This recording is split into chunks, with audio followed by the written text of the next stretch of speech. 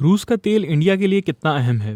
امریکی صدر ٹرمپ نے انڈین پروڈکٹس پر 25% ٹیرف لگایا تھا اور بعد میں روسی تیل خریدنے کی وجہ سے انڈیا پر مزید 25% ٹیرف عائد کر دیا تھا۔ اس کے بعد اب امریکی صدر ڈونلڈ ٹرمپ نے بدھ کے روز یہ دعویٰ کیا کہ انڈین وزیر اعظم نریندر مودی نے نجی طور پر مختصر مدت میں روسی تیل کی خریداریوں کو ختم کرنے پر رضامندی ظاہر کی ہے۔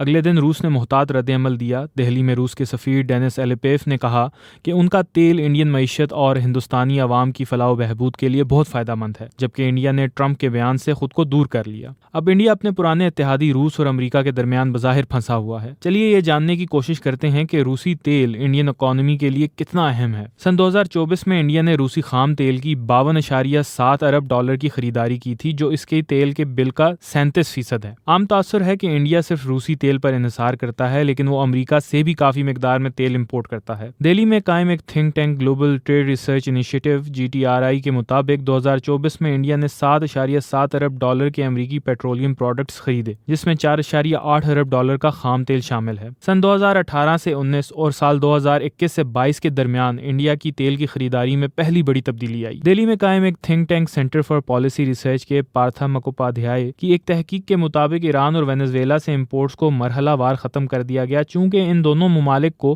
شدید پابندیوں کا سامنا کرنا پڑا۔ دوسری تبدیلی رشیا یوکرین جنگ کے ساتھ آئی۔ انڈیا کی روسی تیل کی امپورٹس 2021 سے 2022 میں 40 لاکھ ٹن سے بڑھ کر 2024-25 میں 8 کروڑ 70 لاکھ ٹن سے زیادہ ہو گئیں۔ تیل کی امپورٹ میں یہ اضافہ مغربی پابندیوں کے بعد روس کی طرف سے پیش کی گئی چھوٹ کی وجہ سے ہوا، جس نے اس کا خام تیل انڈین ریفائنرز کے لیے زیادہ پرکشش بنا دیا۔ سن 2021 سے 22 کے بعد 2022 سے 2023 میں روس نے تیل میں اوسطاً 14.1% اور 2023 سے 2024 میں 10.4% کی رعایت کی، جس سے انڈیا کو سالانہ تقریباً 5 ارب ڈالر کی بچت ہوئی، جو قریباً اس کے خام تیل کی امپورٹس بل کا 3 سے 4% ہے۔